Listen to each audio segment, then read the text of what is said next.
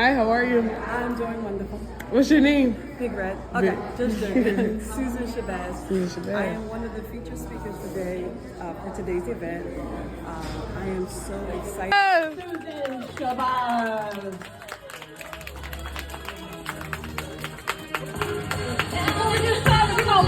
Yeah. Hey. Ladies, we are survivors. Let's go. Yeah.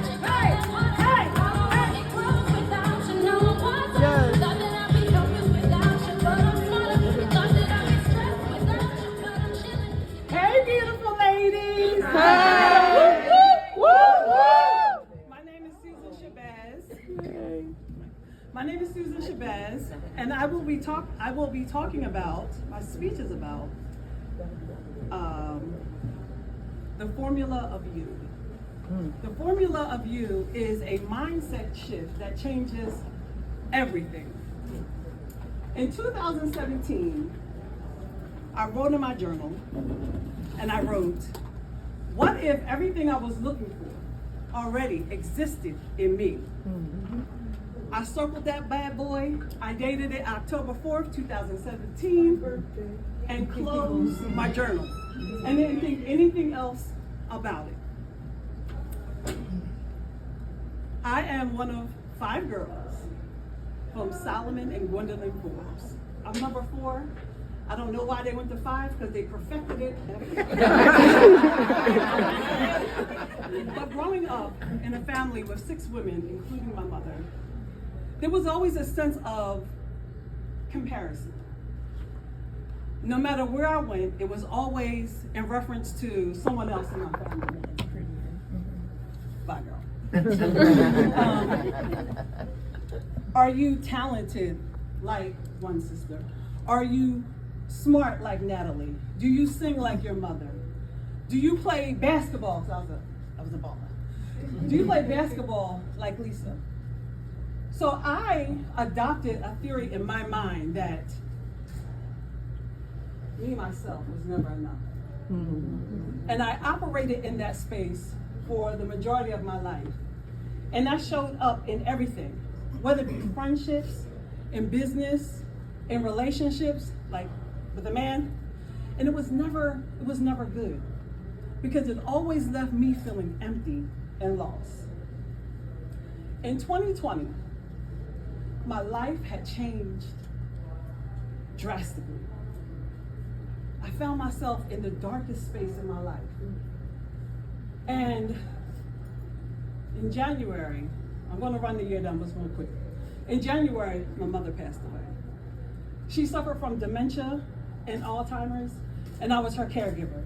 So not only was I raising my kids, running a business, but taking care of my mother. She lived in the home with me, so it was constant, it was around the clock. And when she passed away, I thought to myself, like, what's next for me? So I buried myself in work. But a short time later, COVID hit. That means my business, because I'm in the service industry, shut down. So I had no place for me to go as an outlet. That also meant I had to move around. Come on, somebody. Right. So in high school, we had something called home economics. The young girls don't learn nothing about it. But I gained the skill in high school. I knew how to sew. So I got my sewing machine out. I began to sew, and I made a small fortune on making face masks. In 2020, you support the face down. In July of 2020, July 19th to be exact, my divorce was finalized. All right. It was the second divorce. Somebody got a husband, Joe. Clock it. Okay. And I felt empowered. Like, oh, I did that. I'm going to stand up for myself. I have a voice. September 4th of 2020, I was having coffee with the said ex-husband. And we said, maybe if we got therapy, we gave our kids a chance to heal, we could circle back around. September 7th, that's a whole, 3 days later? I cracked open Facebook, and guess who was there? That man getting remarried. He was in my presence 3 days prior. He couldn't even tell me. So what did that do? That made me the downward spiral of foolishness. Okay, October 2020.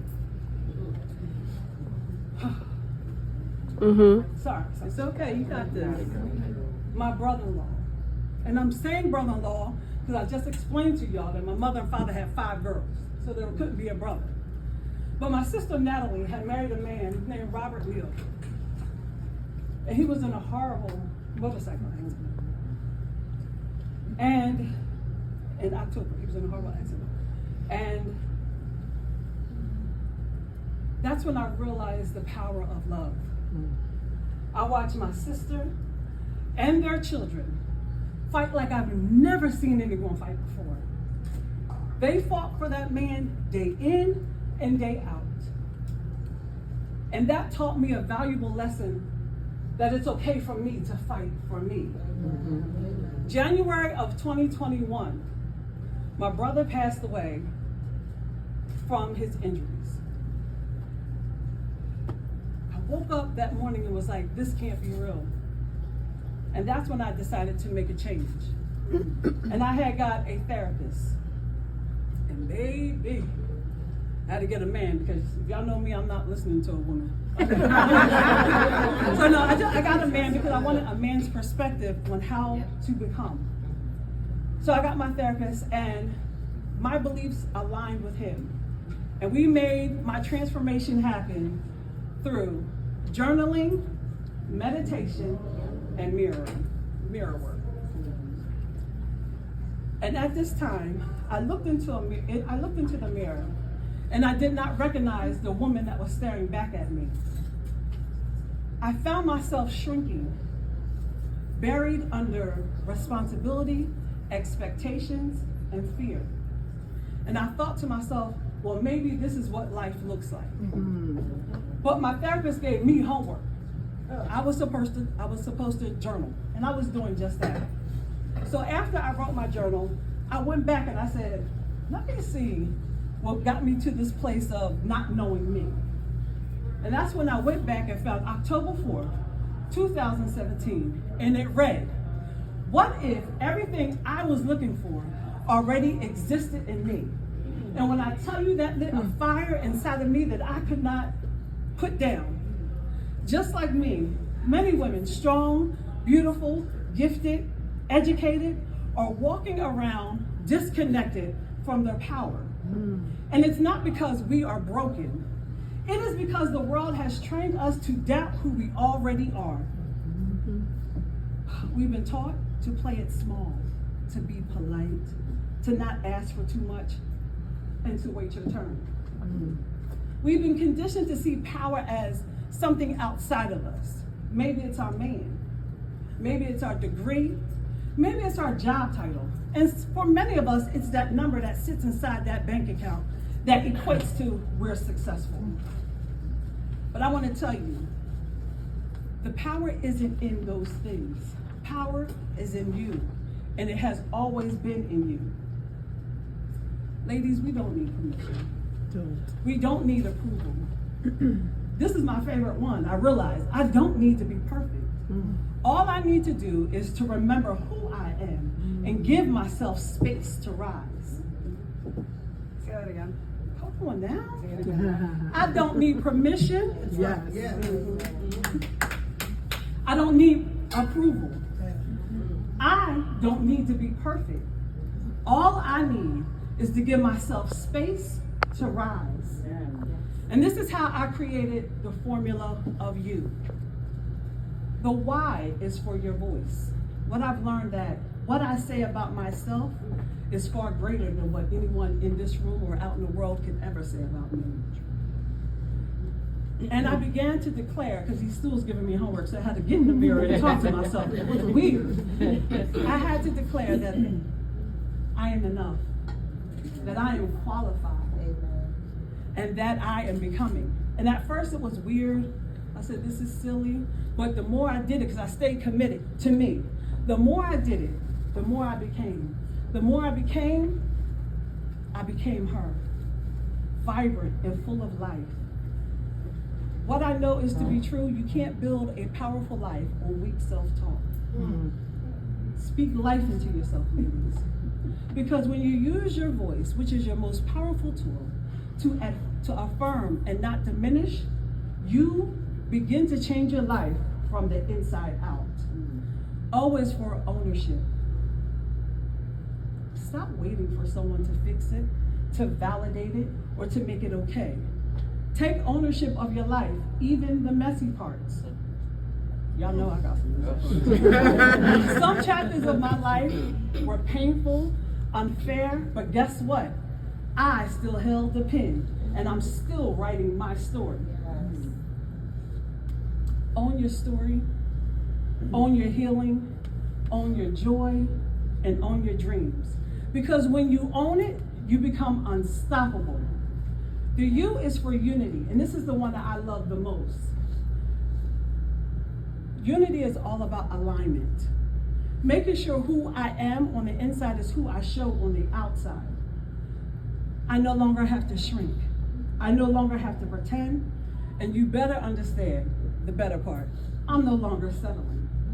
You don't have to wear a mask, you just need to show up, being you, fully and unapologetically. I just want to quickly run down how these things can show up in your life. In a relationship, you don't teach people how to treat you by what you do, you treat them by what you show. That means loving yourself loud enough that disrespect is never an option. Healthy love starts with a healthy you. In motherhood, do we have any mothers in here? We already know that our children don't do what we say, they do what we show. So that means walk in confidence, speak kindly about yourself, and set boundaries. Set boundaries. You are modeling real strength in real time. Do you understand that when, especially our girls, hear us talking bad about ourselves? I don't like my complexion. I hate the kink in my hair. I hate the size 12 shoes that I'm rocking. They really take that as law. And we're teaching them how to self-hate. So be mindful of how you speak about yourself, especially in front of your children, because they're going to learn that this is how you love yourself, through hate. And that's a legacy that money cannot buy. In business, in the workplace, or in your career, you are the brand. Yes. You bring the energy, you set the tone, and you decide your value. When you walk into a room, ladies, please do me a favor. Walk into that room as if you own it, because you do. You absolutely belong in the rooms that you are. And if you think that you don't belong in the room, you absolutely don't. So walk into every room confident. You don't have to shrink your power to fit into systems that we were born to change. In closing, this is what I want you guys to take with you today. You are not waiting to be powerful. You are remembering that you already are. And when you start treating your voice, your presence, and your truth as sacred, you become unstoppable. You shift everything in your life when you understand your power. So I want you to do a small little thing with me. And I want you to repeat after me, loud enough that fear can hear. Y'all ready? I am powerful. I am powerful. I am worthy. I am worthy. And I'm not waiting for permission. And I'm not waiting for permission. You know why we're not waiting? Because we're the answer. Amen. I just